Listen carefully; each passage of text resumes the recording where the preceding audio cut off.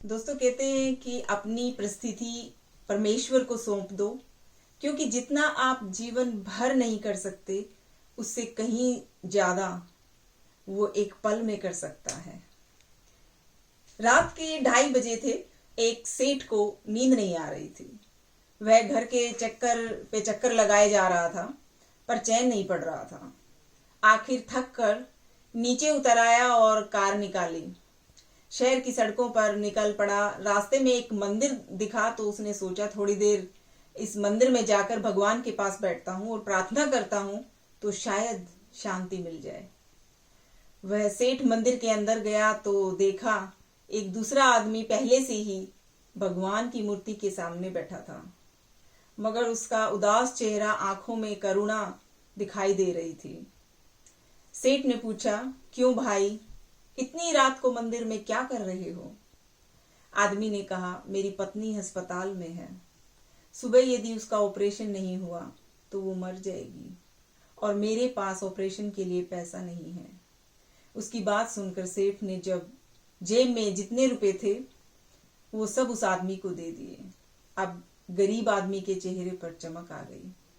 सेठ ने अपने कार्ड जो है उसको दिया और कहा, इसमें फोन नंबर और पता भी है, और जरूरत हो तो निसंकोच मत करना और मुझे बता देना कि जब और अगर पैसों की जरूरत हो तो।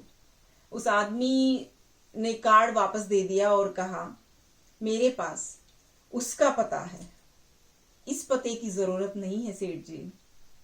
आश्चर्य से सेठ ने कहा, किसका पता है भाई?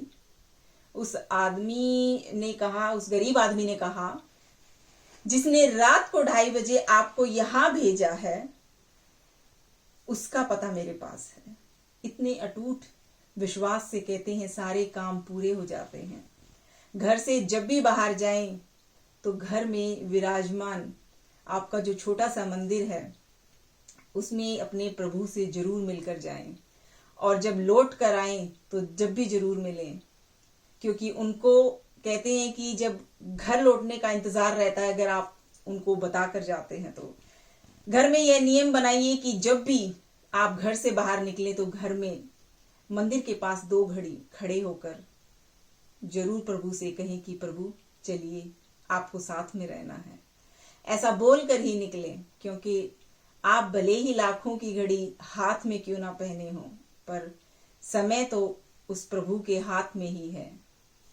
कहते हैं, मदद करना सीखिए फायदे के बगैर, मिलना जुलना सीखिए मतलब के बगैर, जिंदगी जीना सीखिए दिखावे के बगैर, मुस्कुराना सीखिए सेल्फी के बगैर, और प्रभु पर विश्वास रखिए बिना किसी शंका के बगैर।